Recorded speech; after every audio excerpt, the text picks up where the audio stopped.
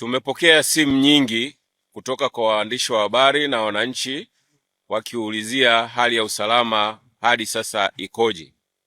Jeshi la Polisi Tanzania lingependa kuwafahamisha Watanzania na wageni waliopo nchini kuwa hali ya usalama nchini ni shwari. Pamoja na kwamba leo tarehe 7 mwezi wa 7 2026 ni sikukuu ya Sabasaba na watu wako kwenye mapumziko, lakini wengine wanaendelea na shughuli zao za kiuchumi na kijamii. Tunaendelea kuhakikishia wananchi kwamba kwa ushirikiano na vyombo vingine vya ulinzi na usalama tutaendelea kuimarisha ulinzi na usalama wakati wote.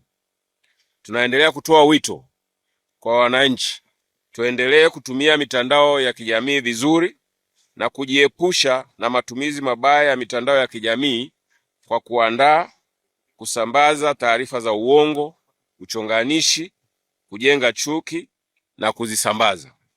Pia tujiepushe na kusambaza taarifa unazotumiwa kupitia mitandao ambazo hazijathibitishwa na mamlaka husika, kwani kwa kufanya hivyo kwa pamoja ni makosa ya jinai kwa mujibu wa sheria ya makosa ya mtandao ya mwaka 2015 kifungu cha 16 na sheria nyingine za nchi.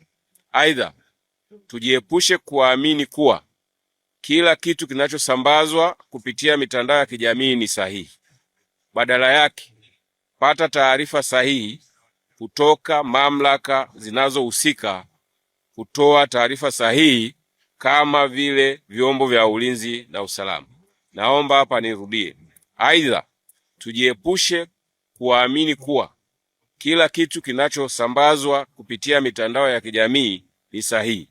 Badala yake, pata taarifa sahihi kutoka mamlaka zinazohusika na kutoa taarifa sahihi kama vile vyombo vya ulinzi na usalama. Asanteni kwa kunisikiliza. Msimu huu wa Sabasaba, usiruhusu biashara yako ipoe, kwa sababu Global TV inakupa fursa ya kuchangamsha biashara yako.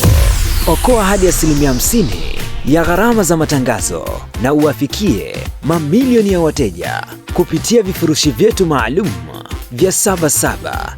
Chagua kifurushi chako kuanzia $2.5 hadi $5 tu. Matangazo ya mitandao ya kijamii, Reels, radio na YouTube pre-rolls, vyote vipo kwa ajili yako. Ofa hii ni kwa msimu huu wa Sabasaba tu. Wahi sasa. Wasiliana nasi kupitia namba zinazoonekana kwenye skrini yako. Global TV, tunakuza biashara yako.